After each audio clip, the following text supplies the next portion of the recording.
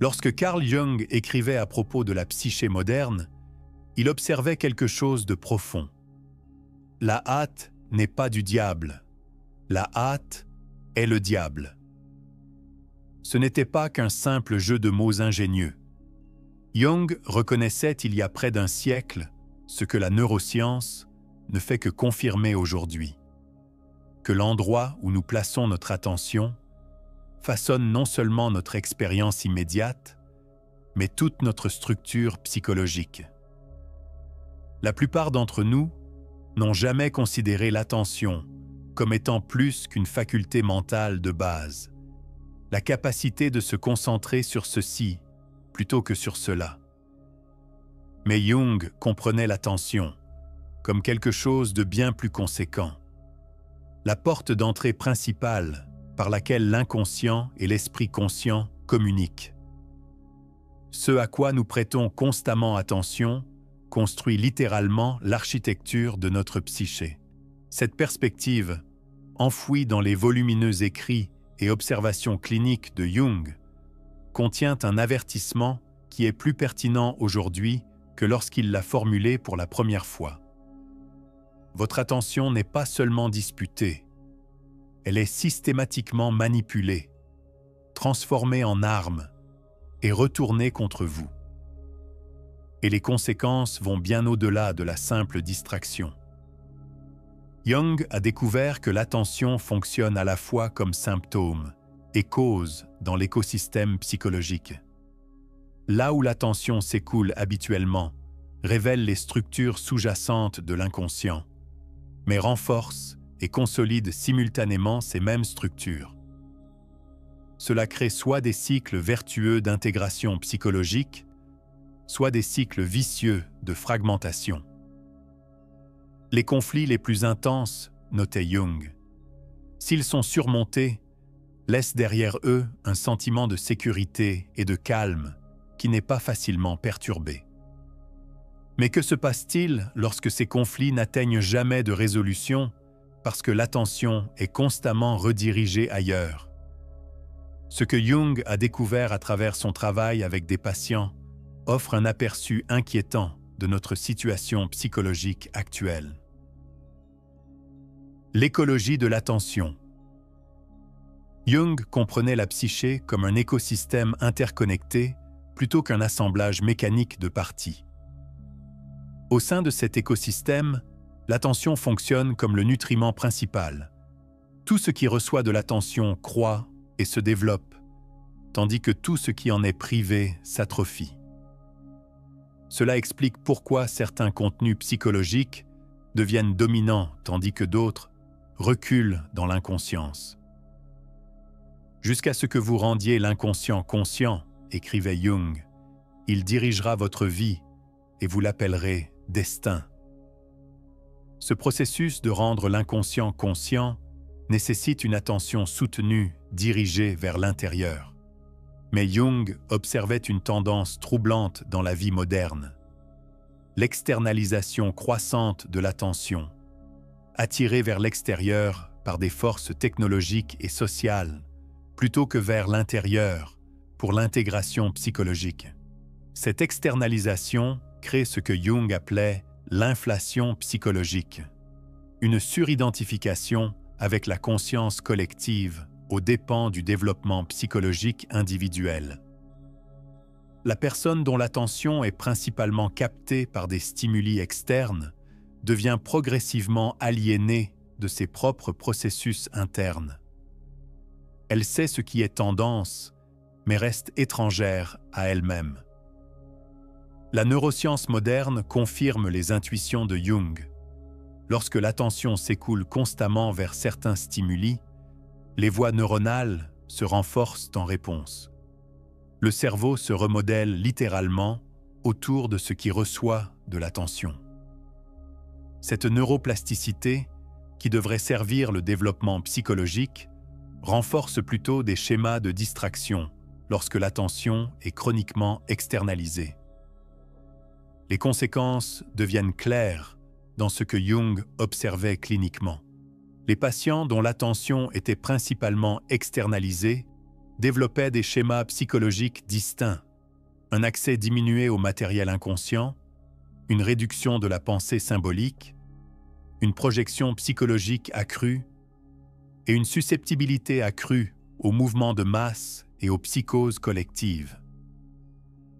Les mouvements de masse, notait Jung, sont toujours moins conscients et plus destructeurs que les personnes qui les composent. Cette observation prend une nouvelle signification à une époque où l'attention est de plus en plus captée et dirigée par des algorithmes conçus pour maximiser l'engagement plutôt que le bien-être psychologique. Le détournement de l'attention. Jung n'a jamais connu Internet, les smartphones ou les médias sociaux, mais il a anticipé l'impact psychologique que ces technologies auraient à travers ses observations des formes antérieures de médias de masse. Ce qu'il a reconnu, c'est que l'attention, lorsqu'elle est manipulée de l'extérieur plutôt que dirigée de l'intérieur, crée des schémas spécifiques de dysfonctionnement psychologique. Les gens feront n'importe quoi, peu importe à quel point c'est absurde, pour éviter de faire face à leur propre âme, observait Jung. Cet évitement ne nécessite pas de technologie sophistiquée. Les humains ont toujours trouvé des moyens d'échapper à la confrontation avec soi-même. Mais les mécanismes modernes de capture d'attention exploitent cette tendance avec une efficacité sans précédent. Le mécanisme psychologique derrière cette vulnérabilité remonte à ce que Jung appelait la douleur de l'individuation, la souffrance nécessaire impliquée dans la différenciation psychologique et la croissance. Faire face à son propre matériel inconscient implique un inconfort, et le chemin de moindre résistance consiste à détourner l'attention ailleurs. Les ingénieurs modernes de l'attention comprennent intuitivement cette vulnérabilité, concevant des systèmes qui offrent un soulagement immédiat de l'ennui, de l'anxiété ou de l'inconfort.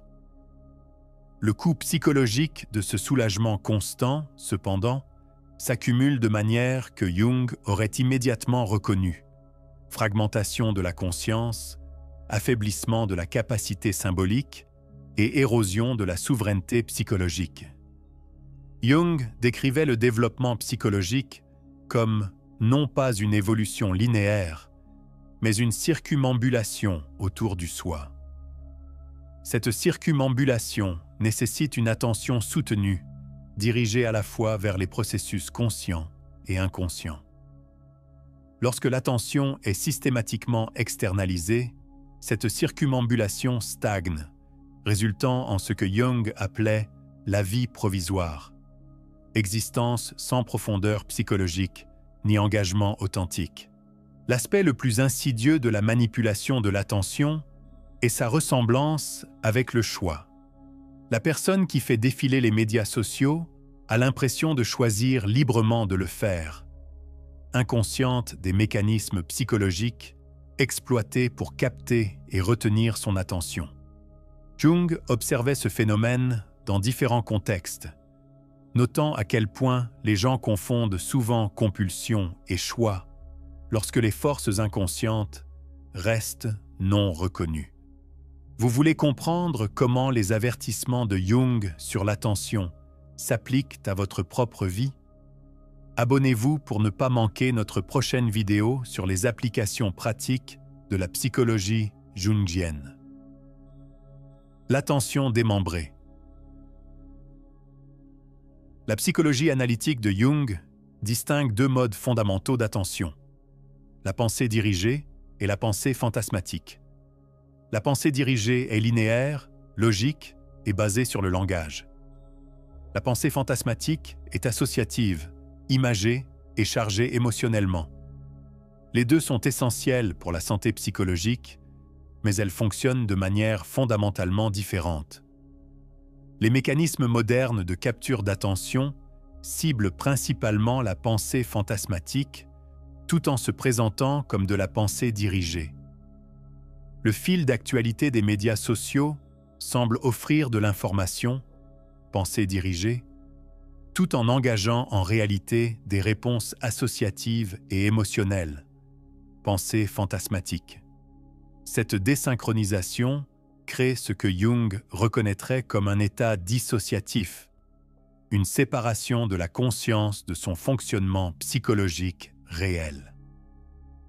La dissociation, écrivait Jung, n'est pas une pathologie aléatoire, mais une tentative de la psyché de se protéger. La dissociation qui se produit à travers la fragmentation chronique de l'attention représente la tentative désespérée de la psyché de maintenir une certaine cohérence face à des exigences contradictoires. L'esprit conscient croit être engagé dans un processus alors qu'il participe inconsciemment à un autre. Cette division crée ce que Jung appelait une ombre psychologique, l'accumulation d'expériences non reconnues et non intégrées. Plus l'attention est chroniquement fragmentée, plus cette ombre grandit et plus elle se manifeste sous forme de symptômes psychologiques, anxiété, dépression, compulsion et un sentiment omniprésent d'absence de sens que Jung observait chez de nombreux patients. La fragmentation de l'attention perturbe ce que Jung identifiait comme la fonction transcendante, la capacité de la psyché à réconcilier les opposés et à générer de nouvelles adaptations psychologiques. Sans attention soutenue, cette fonction se détériore, conduisant à une rigidité psychologique et à une dépendance accrue aux mécanismes défensifs plutôt qu'à l'adaptation créative. Jung observait ce schéma cliniquement bien avant la technologie numérique, mais sa manifestation s'accélère dramatiquement dans un environnement conçu pour capter et fragmenter l'attention. La règle psychologique dit que lorsqu'une situation intérieure n'est pas rendue consciente, elle se produit à l'extérieur comme destin, écrivait-il. Le destin qui se déploie lorsque l'attention est systématiquement externalisée est celui d'une dépendance psychologique croissante et d'une capacité diminuée d'autorégulation. L'attention souveraine. Le travail clinique de Jung n'était pas simplement diagnostique, il offrait des voies vers le rétablissement psychologique. Au centre de ce rétablissement se trouvait ce que Jung appelait l'imagination active, une technique nécessitant la direction délibérée et soutenue de l'attention vers le matériel inconscient. Cette pratique représente l'opposé de la fragmentation de l'attention, exigeant une présence avec exactement ce que l'attention fragmentée cherche à éviter. La capacité au dialogue intérieur est une pierre de touche pour l'objectivité extérieure, observait Jung. Cette perspective renverse l'hypothèse commune que la compréhension objective précède le développement intérieur. Jung a découvert que la capacité à maintenir l'attention dans le dialogue intérieur est directement corrélée à la capacité de percevoir la réalité externe avec précision. Cette relation explique pourquoi la fragmentation de l'attention n'impacte pas seulement le bien-être psychologique, elle déforme la perception elle-même. La personne dont l'attention est chroniquement dispersée ne perd pas simplement sa concentration. Elle perd l'accès à la réalité telle qu'elle est, devenant de plus en plus susceptible à la projection, à la manipulation et à ce que Jung appelait l'inflation psychique, l'absorption non critique du contenu collectif.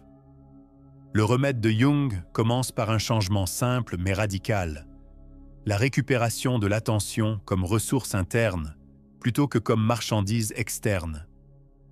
Cette récupération n'exige pas l'abstinence technologique, mais un choix conscient sur où et comment l'attention s'écoule. « Je ne suis pas ce qui m'arrive », écrivait Jung. « Je suis ce que je choisis de devenir. » Ce devenir se produit précisément à travers la direction consciente de l'attention. La pratique que Jung préconisait implique plusieurs dimensions. Attention soutenue aux images et sensations intérieures, observation attentive des réponses émotionnelles, documentation des rêves et du matériel fantasmatique, et ce qu'il appelait l'imagination active. Dialogue avec les contenus inconscients. Chacune de ces pratiques nécessite précisément ce que les technologies modernes découragent. Une attention soutenue et ininterrompue, dirigée par un but interne plutôt que par des stimuli externes. Le privilège d'une vie, notait Jung, est de devenir qui vous êtes vraiment. Ce devenir nécessite la souveraineté de l'attention, la capacité à diriger l'attention selon ses propres besoins psychologiques plutôt que par manipulation externe. La première étape de cette récupération consiste à reconnaître le degré auquel l'attention a été externalisée et fragmentée. Récupérer la souveraineté psychologique.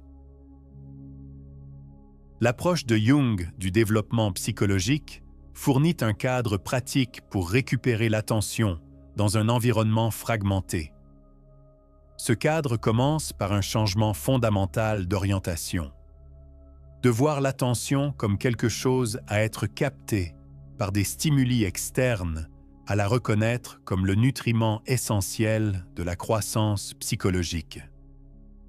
Le jeu attentif de l'imagination, écrivait Jung, libère l'homme de son esclavage au « rien que ».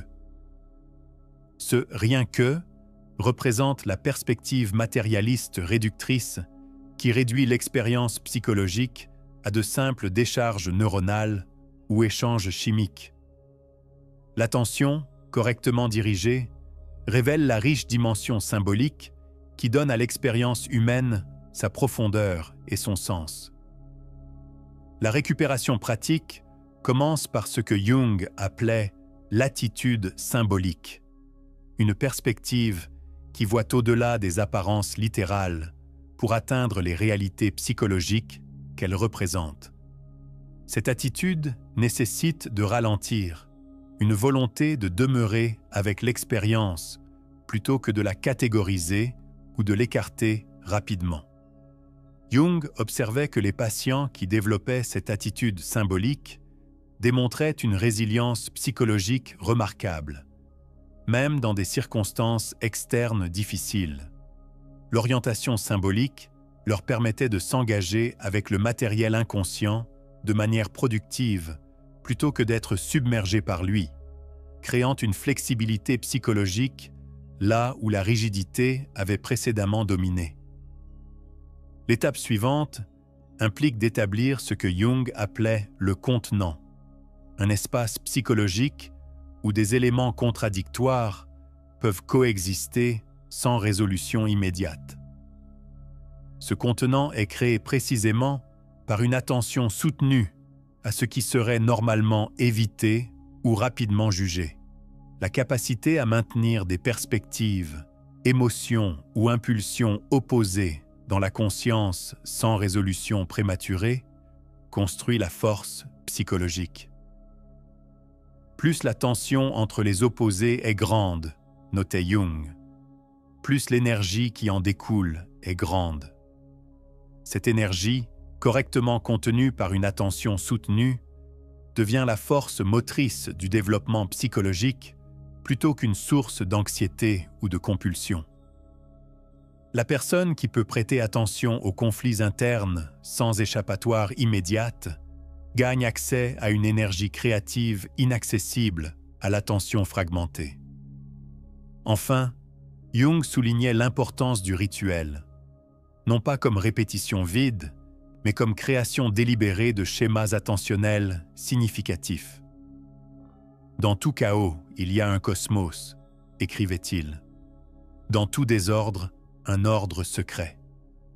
Établir des rituels conscients d'attention, périodes régulières de réflexion, expression créative, documentation des rêves ou pratiques méditatives, crée des îlots de cohérence psychologique dans la mer de la fragmentation. La révolution de l'attention. La psychologie de Jung pointe vers ce qu'on pourrait appeler une révolution de l'attention, non pas un retrait de la technologie moderne, mais une réorientation fondamentale dans notre relation avec l'attention elle-même. Cette révolution commence par reconnaître l'attention non pas simplement comme une faculté mentale, mais comme le médium principal à travers lequel la conscience évolue. La tâche de l'homme, écrivait Jung, est de devenir conscient des contenus qui remontent de l'inconscient. Ce devenir conscient se produit précisément à travers où et comment nous dirigeons l'attention. Lorsque l'attention est réclamée comme ressource interne plutôt qu'abandonnée comme marchandise externe, le développement psychologique reprend sa trajectoire naturelle. La mise en œuvre pratique de cette révolution ne nécessite pas de changement de vie dramatique, mais un changement d'orientation. Jung recommandait des pratiques spécifiques. Tenir un journal de rêve, s'engager dans l'expression créative sans jugement, période de solitude et de silence, et imagination active, une forme de dialogue intérieur avec les contenus inconscients. Chacune de ces pratiques renforce ce que Jung appelait le muscle de l'attention, la capacité à diriger et à maintenir la concentration selon un but interne plutôt que la stimulation externe. Cette force attentionnelle crée une résilience psychologique, une réactivité réduite et un accès à des ressources créatives qui restent inaccessibles à la conscience fragmentée. Pour autant que nous puissions discerner, observait Jung, le seul but de l'existence humaine est d'allumer une lumière dans l'obscurité du simple être. Cet allumage se produit précisément à travers la direction de l'attention. Lorsque l'attention est récupérée de la manipulation externe et dirigée vers le développement psychologique, cette lumière devient plus forte. La révolution de l'attention vers laquelle pointe la psychologie de Jung ne consiste pas à rejeter la technologie ou la vie moderne. Il s'agit d'établir une relation fondamentalement différente avec l'attention elle-même, la reconnaissant comme la ressource précieuse à travers laquelle la conscience évolue plutôt qu'une marchandise à capturer et à exploiter.